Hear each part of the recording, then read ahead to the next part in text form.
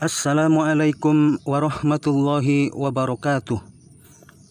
Selamat sore rekan-rekan semua, terutama para penghobi tanaman cabai jamu. Saat ini harga tanaman cabai jamu, buahnya yang kering di tempat saya harganya sekitar Rp45.000 per kilo. Dibandingkan pada beberapa bulan yang lalu, harga cabai jamu kering alhamdulillah selalu mengalami peningkatan, sehingga kita sebagai pembudidaya tanaman cabai jamu merasa sangat bersyukur akan adanya kenaikan harga pada tanaman cabai jamu ini. Baik, saya akan menjelaskan tentang bagaimana cara membuat bibit cabai jamu agar cepat berbuah ya. Mari kita lihat bibit-bibit yang saya miliki, yang saya tanam beberapa bulan yang lalu.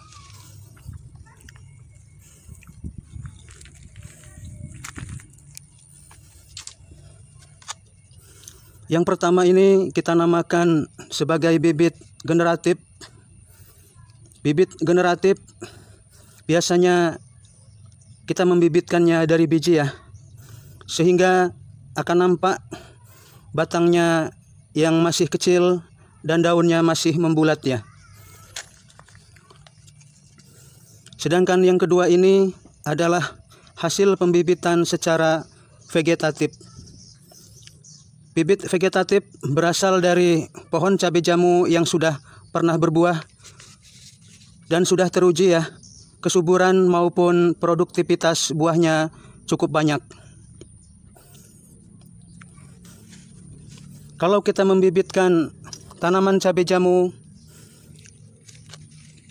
dari cabang vegetatif, maka setelah kita tanam, walaupun dengan menggunakan media yang terbatas atau kecil, dalam beberapa bulan saja alhamdulillah ini sudah berbuah ya.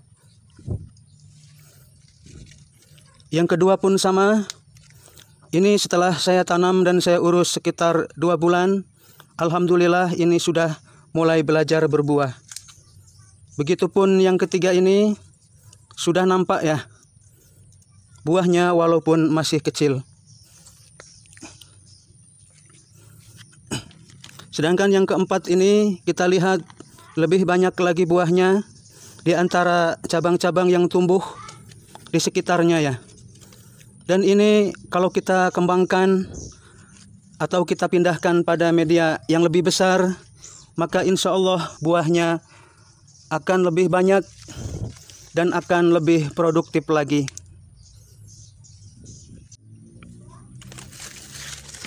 Bibit cabai jamu baik yang hasil cabang generatif maupun vegetatif sangat mudah tumbuh di wilayah tropis seperti negara kita Indonesia ya.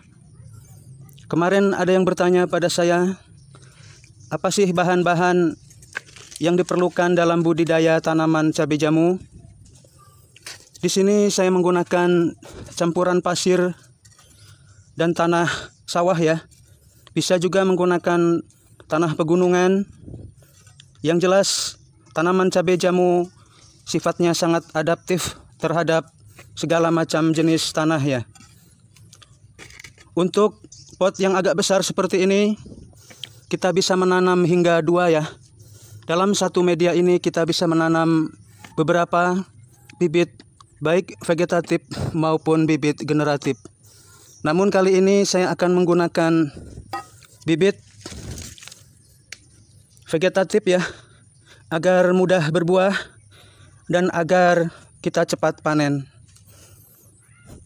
Untuk ukuran pot besar seperti ini, kita bisa menggunakan 2 bibit sekaligus ya.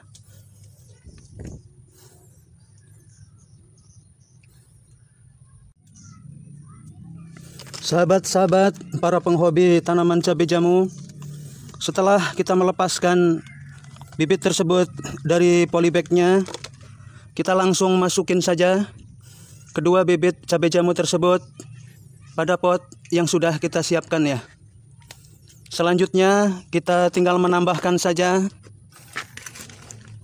media lain semisal tanah maupun campuran pupuk kompos organik ya.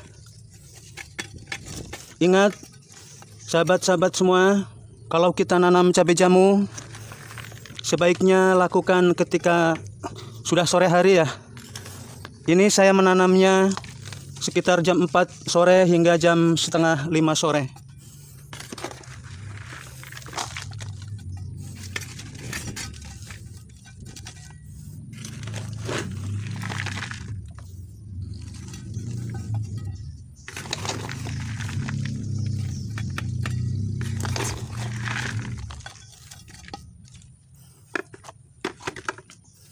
Sahabat-sahabat sekalian, setelah medianya penuh seperti ini, saya biasanya menggunakan bahan lain, yaitu daun kelor yang saya taburkan di sekitar permukaan tanah yang ada dalam pot di sini ya.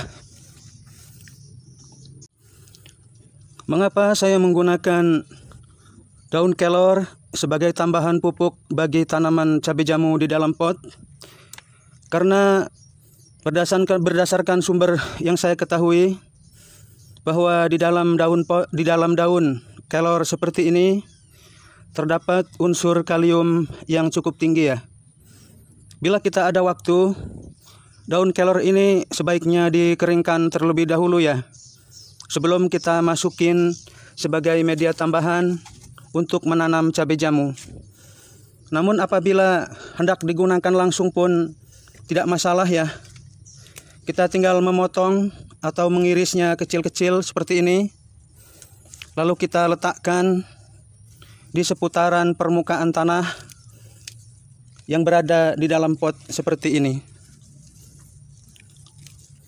Unsur kalium sangat dibutuhkan bagi pertumbuhan batang tanaman cabai jamu agar lebih kuat menopang buah, dan juga agar buah tanaman cabai jamu lebih padat dan berisi. Nanti ketika kering dan ditimbang, maka insya Allah akan memiliki bobot yang lebih tinggi ya.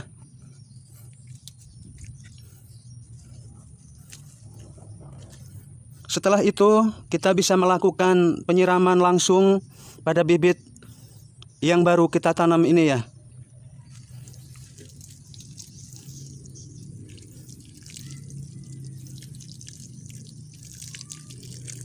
Sebaiknya karena bibit ini baru, maka kita sebaiknya melakukan penyiraman ini setiap 1 hari sekali. Yang terbaik melakukan penyiramannya yaitu ketika di sore hari sekitar jam 4 hingga jam 5 sore. Dengan melakukan perawatan seperti ini, maka insya Allah ya, dalam beberapa bulan kemudian kita sudah bisa memanen cabai jamu yang kita tanam ini. Dan sebagai informasi tambahan, saya pun pernah menguji coba ya. Daun kelor ini saya letakkan di atas bibit anggur, dan alhamdulillah bibit anggurnya ini cukup sehat dan dapat tumbuh dengan baik. Itulah manfaat yang saya rasakan ketika saya menggunakan daun-daun kelor ini sebagai pupuk tambahan di dalam budidaya tanaman. Mari kita lihat bibit cabai jamu yang di dalam pot besar ini, alhamdulillah ya, buahnya sangat banyak. Apalagi di musim penghujan seperti ini sangat menguntungkan bagi kita sebagai pembudidaya tanaman cabai jamu. Buah-buah yang kita lihat akan lebih sehat, bahkan kemungkinannya akan lebih besar ketika kita budidaya tanaman cabai jamu di musim kemarau. Demikian saja postingan saya mengenai cara pembibitan dan pemanfaatan bahan-bahan lain di dalam budidaya tanaman cabai jamu agar produksi buahnya meningkat dan banyak. Terima kasih sudah menonton. Terima kasih sudah menyimak. Sampai bertemu dengan saya pada video-video berikutnya. Wassalamualaikum warahmatullahi wabarakatuh.